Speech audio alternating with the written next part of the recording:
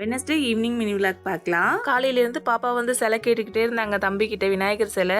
அவங்களும் பண்ணி கொடுத்துட்டாங்க. அதை பண்ணி முழுசாக முடிச்சு கையில் கொடுத்தது தான் ஹாப்பியே வந்துச்சு. அது வரைக்கும் காலையிலேருந்து அவங்க மாமாவை ஒட்டிக்கிட்டு இது பண்ணணும், அப்படி பண்ணணும், இப்படி பண்ணணும்னு அவங்களுக்கு இவங்க ஐடியாஸ் கொடுக்குறாங்க. ஒரு வழியாக தம்பியும் செஞ்சு முடிச்சு கையில் கொடுத்தது தான் அவ்வளோ ஹாப்பியாக இருந்தாங்க பாப்பா. அப்புறம் கிருஷ்ண ஜெயந்திக்கு வந்து இந்த பட்டரும் கேர்டும் வைக்கிறதுக்கு குட்டியாக பாட்டு வாங்கியிருந்தேன்.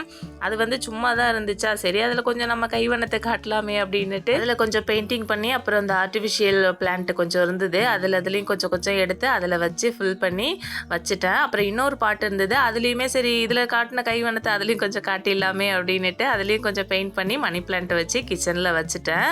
அப்புறம் காலையில் தான் மாவு அரைச்சிருந்தேன், அது நல்லாவே பொங்கி வந்துருந்துச்சு. நைட்டுக்கு இட்லி ஊற்றலாம் அப்படின்ட்டு தான் காலைல சீக்கிரமே அரைச்சேன். அதே மாதிரி நல்லாவே பொங்கி வந்துட்டா, சரி இட்லி ஊற்றிக்கலாமே அப்படின்ட்டு நைட்டுக்கு இட்லி ஊற்றிட்டு தேங்காய் சட்னி பண்ணியிருந்தேன்.